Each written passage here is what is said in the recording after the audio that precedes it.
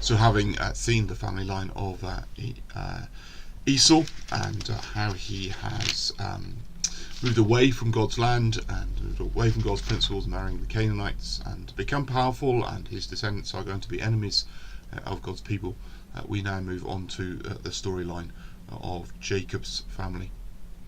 Jacob lived in the land where his father had stayed, the land of Canaan, so that's the first thing, he stays in the promised land. This is the account of Jacob's family line.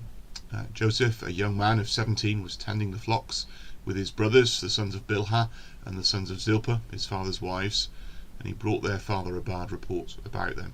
So these are the sons of the concubines, the lesser of the four wives, if you like, and so these sons would have been bottom of the rung. Whether Joseph felt superior or what, we don't know. We just know that he grasped on them to his father. Now Israel loved Joseph more than any of his other sons, because he'd been born to him in his old age, and he made an ornate robe for him. When his brothers saw that their father loved him more than any of them, they hated him and could not speak a kind word to him.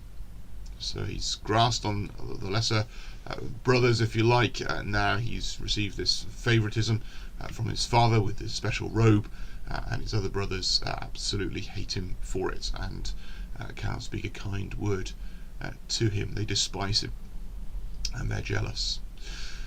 That's the context now. Joseph had a dream, and when he told it to his brothers, they hated him all the more. He said to them, "Listen to this dream I had. We were binding sheaves of corn out in the field when suddenly my sheaf rose and stood upright, while your sheaves gathered round mine and bowed down to him." His brothers said to him, "Do you intend to reign over us? Will you actually rule us?" And they hated him all the more because of his dream and what he said. So they were already jealous. Now, why does he share this dream? Is it naivety? He's just had the dream and he shares it with them. Is it superiority? He's got a sense that this dream singles him out as special, and so he's making the most of lording it over his brothers and his position. There's no comment made. All we know is they hate him all the more because of the dreams. It just gets worse and worse. Then he had another dream, and he told it to his brothers. "Listen," he said, "I had another dream, and this time the sun and moon and 11 stars were bowing down to me." When he told his father as well as his brothers, his father rebuked him and said, "What is this dream you had? Will your mother and I and your brothers actually come and bow down to the ground before you?" His brothers were jealous of him, but his father kept the matter in mind. So he has another dream, and again it's about his supremacy, and includes parental figures this time, and his father rebukes him for it. This is crazy that his mother and brothers and father should come and bow down to the ground before him. Who does he think he is? And the brother's jealousy is stoked, but the father just keeps this matter in mind. What's going on? Where have these dreams come from? Now his brothers had gone to graze their father's flocks near Shechem, and Israel said to Joseph, "As you know, your brothers are grazing the flocks near Shechem. Come, I'm going to send you to them." "Very well," he replied. So he said to him, "Go and see if all is well with your brothers and with the flocks, and bring back word to me." Then he would send him off to the valley of Hebron. When Joseph arrived at Shechem, a man found him wandering around in the fields and asked him, "What are you looking for?" He replied, "I'm looking for my brothers. Can you tell me where they are grazing their flocks?" "They have moved on from here," the man answered. "I heard them say, 'Let's go to Dothan.'" So Joseph went after his brothers and found them near Dothan. But they saw him in the distance, and before he reached them, they plotted to kill him. He's a long way from home now, maybe 60 odd miles. These are nomadic farmers.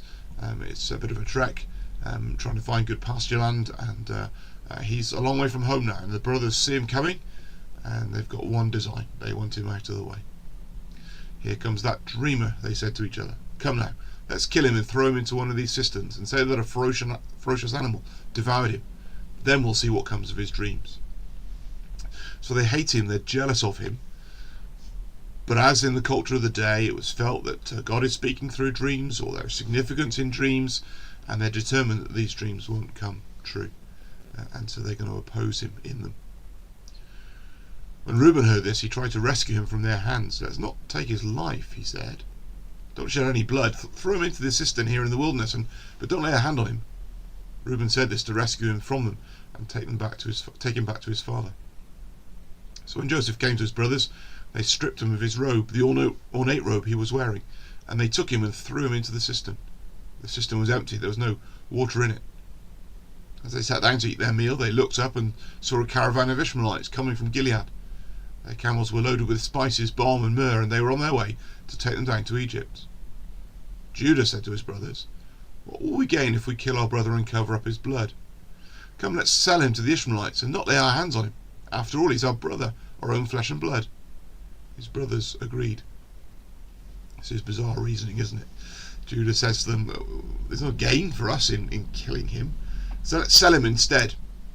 After all, he is flesh and blood."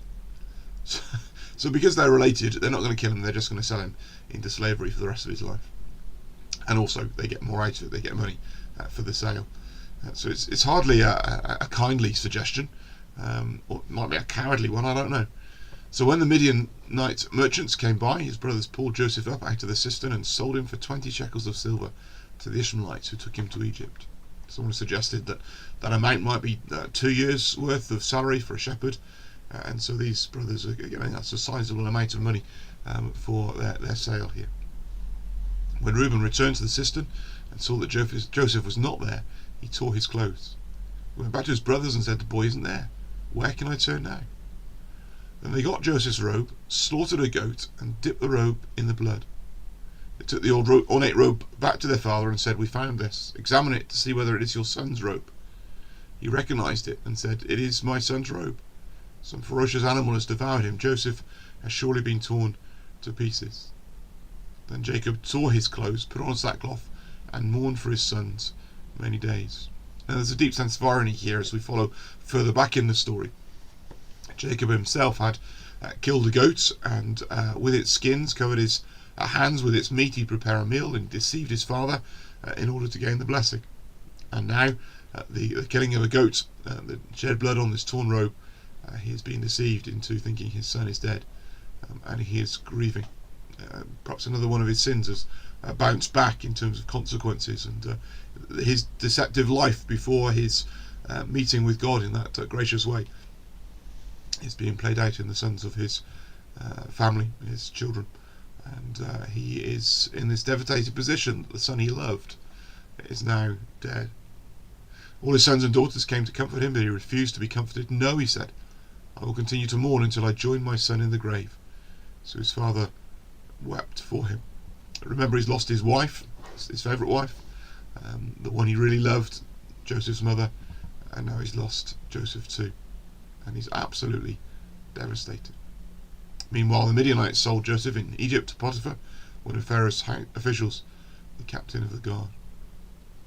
And at this stage in the story, that just seems to be an afterword, doesn't it? All the focus is on Jacob's grief, on the brothers' hatred. These two dreams have been dropped in, but in all of this, there's no comment about what God is doing. There's no comment about what's right or wrong. So we're left with a measure of ambivalence, and I've heard preachers preach Joseph's arrogance and pride. I've heard preachers preach Joseph's naivety and stupidity, and is the fault Jacob's for loving him more, but does that go back to the Laban? And there's so many questions. But in this mess and in this hatred and in this family fallout, at this stage in the story, we're left wondering what on earth is going on. Remember, this is the story of God's promised line. The preservation of that line is important for the fulfillment of God's promises. Remember that promise is related to a particular land, and yet Joseph is now away from that land. And at this stage in the story, we're confronted with a mess, but not the solutions. We're given hints through the dreams that something else is going to happen. We're given a hint at the end of the story that Joseph is still alive. But at this stage, we're just confronted with the hatred and the mess. And so often in our lives, it can feel like that. We find ourselves in the mess. We find ourselves in the press of broken human relationships and the sadness and the grief that is caused. We find ourselves in these situations where there seems to be nothing of God in it. Now we know from the story at the end that God is at work in this, but at this stage they can't see that. And in perhaps a strange way, that may well be comforting to you today. That as you're struggling in relationships with others, as you're struggling in how life is working out and where it's going and what direction, we can trust God in the midst of this, where there may well be fault on all different sides and confusion and maybe not even clarity as to whether there is fault. but